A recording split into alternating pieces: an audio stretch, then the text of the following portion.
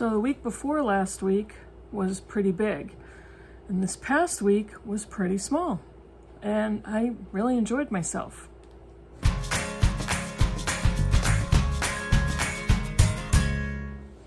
Hey BookTube, it's Kim in middle of the book march. This is my bookish week for Saturday, July 9th. So yeah, I had a much lighter week last week and it was really fun. It was relaxing, but I did get some books read and I had a really great time doing it.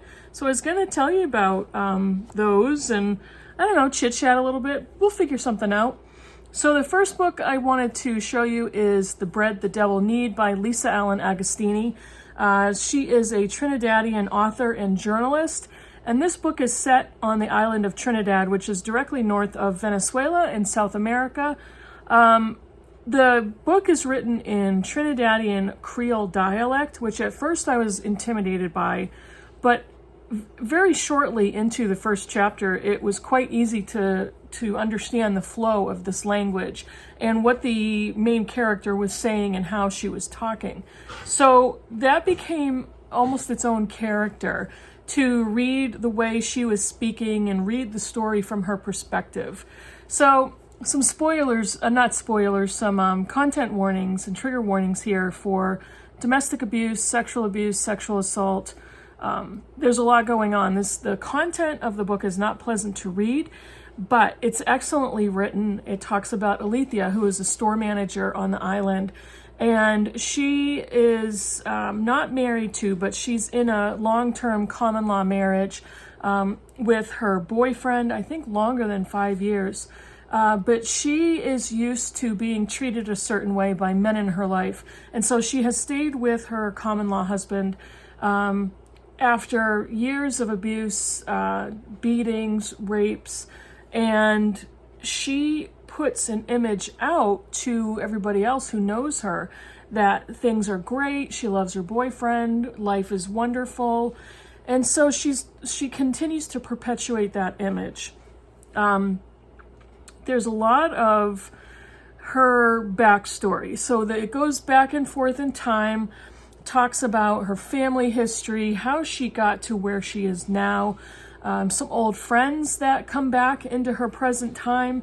But it's a really well-written story, and it has a lot to say about old relationships, who a person becomes when they leave school, what happens to those old relationships when that person comes back into your life, the interactions between men and women in this Trinidadian community, what the standards are, and why Alethea feels the need to project this image of perfection and a perfect romantic life. It's really well done. Definitely will look for the next book from this author, and I really enjoyed reading it. I can understand why it was listed in the running for the Women's Prize. The other book I read, I flew through this book. This was what I read over the last weekend, and I had no expectations. I just, in my vlog, my last week's vlog, I showed a clip of 4 books that I picked up. I was going to read like the first page to see which one I wanted to read next. This one was the winner. This is The Bees by Lelaine Paul, and this book was published in 2014. This blew me away, and I had, like I said, I had no expectations of what I was going to think about this book, and it totally took me by surprise, and I loved it. This is a bug's life for adults combined with The Handmaid's Tale, but with bees.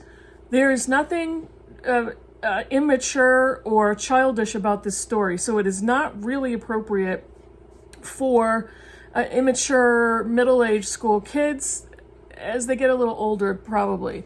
But it was so interesting, and what she did, I can only imagine how much research into bees and bee life this author did, because the very beginning of the story opens up with two humans that are walking through an orchard, and there is a middle-aged man who is going through the orchard that his father owned, And we don't really hear what happened to the father. I think it's inferred that he's ill and he's not going to last very long. So the son is trying to figure out what to do with the land. And the young woman that's with him sounds like a real estate broker. And they're talking about having people interested and, what they could do going forward, depending on what happens to his father.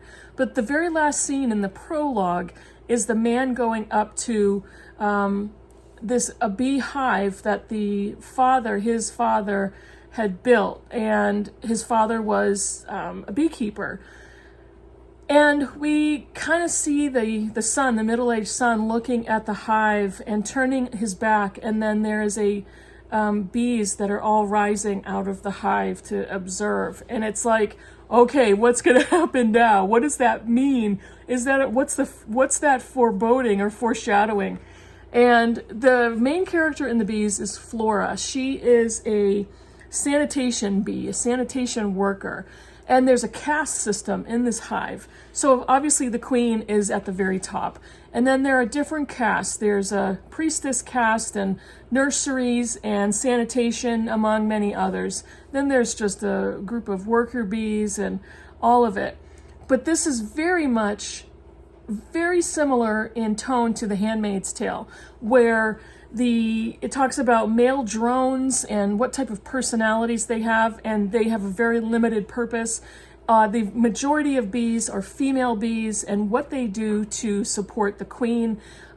There's a lot of different language about the policing bees and how they get rid of dead bees and what the consequences are of certain disbeliefs and how these bees have to worship this queen and the thoughts and the attitudes that they are required to have. And if they don't, they are killed by the policing bees. And it's pretty horrific what happens. But Flora is born, and she is obviously recognized as a sanitation worker, but she realizes that's not all she can do. And she's very independent, outspoken, and so she's put on a list right away of bees to watch. And the priestess bees are keeping an eye on her because they can see that she has more power than her caste provided upon birth of each of these bees. A sanitation bee is not supposed to be able to speak. She can speak. They're not supposed to be able to talk back or to be assertive, and she is. She's much larger than other bees, and she's described as being ugly in the novel. But the story is based around her independence, her bravery, her assertiveness, and the steps that she is willing to go to in her life in this colony of bees, and what that means for all of the bees around her. She is held up for her bravery. She is put down for her caste. She is made fun of. She is also ostracized. And so there's so many things that happen to this very individual, strong little bee in this society.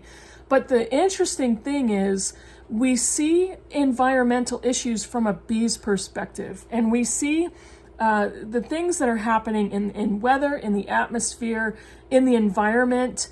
This hive is very close to an industrial park and neighborhoods, and there's all kinds of inferences to the colonies of people that are living around them, the flowers, the fauna, all of it. And it's so interesting what she did with the story.